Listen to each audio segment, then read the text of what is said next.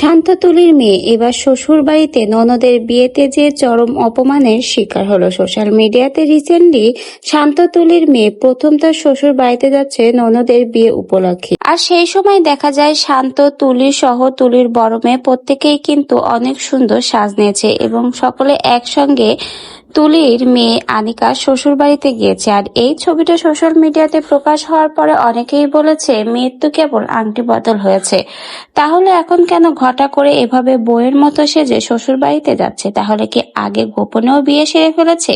Social মিডিয়াতে শান্ত যে কথাগুলো কিছুদিন আগেই ক্লিয়ার করলো, তার সাথে তো এখন বর্তমানের কিছুই মিল পাওয়া যাচ্ছে না।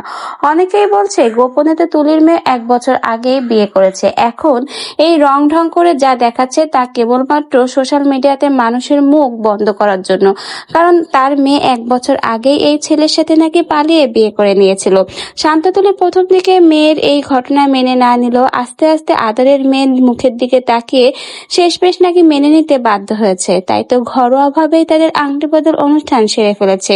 কিন্তু সোশ্যাল মিডিয়াতে নানা রকম তর্ক বিতর্কের মুখে এসে শান্ত নিজেই ক্লিয়ার করেছে তার মেয়ের বিয়ের আসল কাহিনী।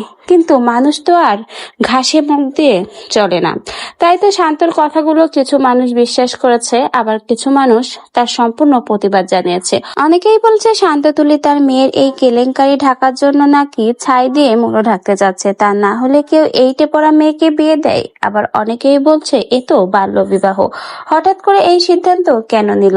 যদি পারিবারিকভাবে ঠিক করা হতো তাহলে মেয়েকে এসএসসি পরীক্ষার পরেই না হয় বিয়ে দিত। এত ছোট মেয়েকে বিয়ে দেওয়ার মতো এত গুরুতর বাল্য বিবাহের মতো অপরাধ করছে শান্ততুলি। এর ভিতরে বড় সড়ো ঘাবলা আছে। এর মধ্যে আবার সোশ্যাল মিডিয়াতে দেখা গেল শান্ততুলি সহ তার বড় মেয়ে আনিকা নাকি তার ননদের বিয়েতে শ্বশুর বাড়িতে যাচ্ছে।